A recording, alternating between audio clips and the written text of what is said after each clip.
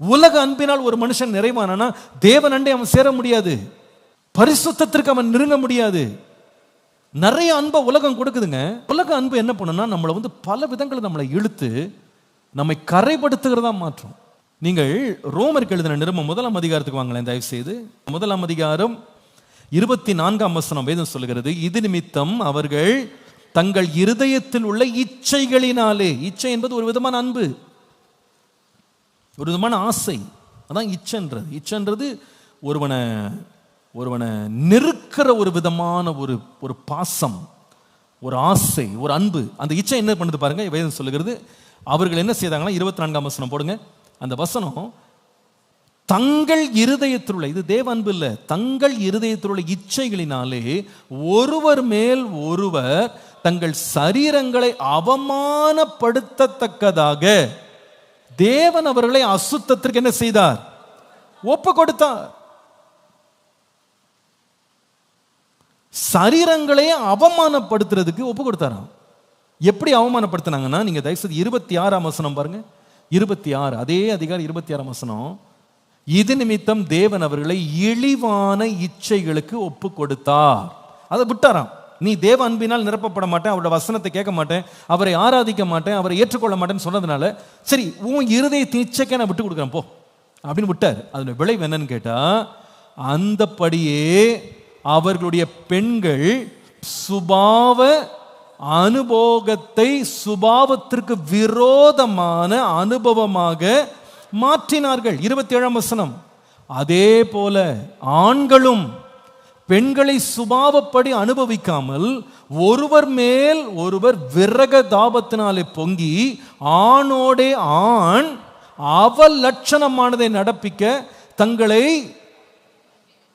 தப்பிதத்திற்கு தகுதியான பலனை தங்கள் சரீரத்திலையும் பெற்றுக்கொண்டாங்க. இதுல பாத்தீங்களா, லவ்னு சொல்றாங்க இல்லையா, நீங்க ஆண்டவர் சொல்றாரு, தேவ அன்பினால் உன் உள்ள நிரப்பப்பட்ட நீ பரிசுத்தமா இருப்ப.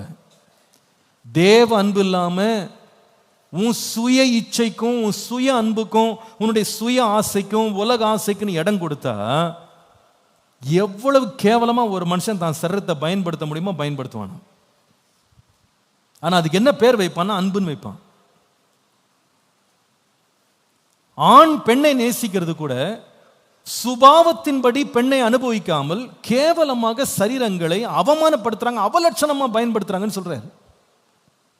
பெண்கள் ஒருவரை ஒருவர் நேசிக்கிறது, ஆண்கள் ஒருவரை ஒருவர் நேசிக்கிறேன்னு சொல்றது தவறான தகுதி இல்லாத தரங்கட்ட உறவுகள்லாம் எங்க வருதுன்னு கேட்டா, தேவ அன்பு இல்லாம இருதயம் வாடி போயிருக்கும் போது. இன்னைக்கு உலகத்தை நம்ம பார்க்குறோங்க, அன்புன்ற பேர்ல நடக்கிற அட்டூழியங்களை நம்ம பார்க்கணும்.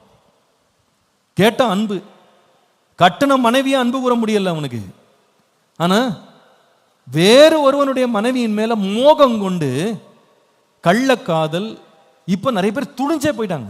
எப்படி போயிட்டாங்கன்னா, ஆமா நான் அவளைதான் நேசிப்பேன், ஏன்னா அவளையும் நேசிப்பேன், உன்னையும் நேசிப்பேன், அவனையும் நேசிப்பேன், உன்னையும் நேசிப்பேன். இப்படிதான் இன்னைக்கு சமுதாயம் இருக்கு பாருங்க. Live in ரிலேஷன்ஷிப்ன்றாங்க.